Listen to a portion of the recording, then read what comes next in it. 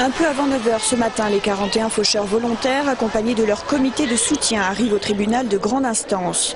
Dans la salle d'audience, l'humeur est presque légère et c'est un juge plein d'empathie qui cherche à comprendre les motivations des faucheurs. Ce jour-là, le 30 juillet 2006, à Saint-Hilaire, près de 200 personnes avaient détruit 5 hectares de maïs OGM, le mont 810 d'un exploitant agricole. En tant qu'élu à l'époque de la ville de Toulouse et puis médecin, j'ai bien insisté comme quoi il fallait agir et dans l'urgence parce qu'on était devant des situations irréversibles. Si les personnalités diffèrent, l'état de nécessité sera invoqué par tous les faucheurs.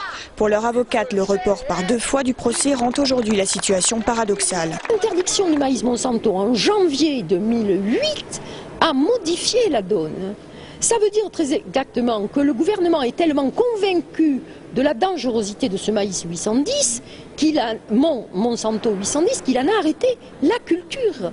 Donc les choses sont un peu différentes. Le danger, eh bien, il existait. De son côté, l'avocate de l'exploitant agricole du Champ Fauché estime légitime d'obtenir réparation au vu de la personnalité des faucheurs. On voit bien qu'on a affaire à des gens qui s'inscrivent dans le cadre d'un mouvement collectif, mais qui, personnellement, n'ont subi aucun préjudice du fait des semis de M. Metsch, qui sont, il faut le rappeler, ont été faits dans le parfait respect de la légalité française et européenne.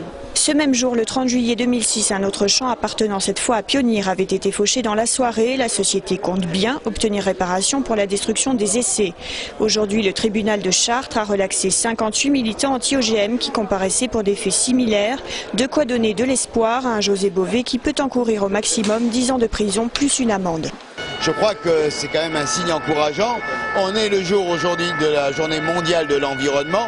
Tous les éléments sont réunis pour faire comprendre au tribunal de Toulouse qu'une relaxe serait la bienvenue. Les audiences devaient se poursuivre tard dans la soirée. Demain, ce sont les experts qui s'affronteront sur les aspects techniques. Les OGM seront plus que jamais au cœur du débat.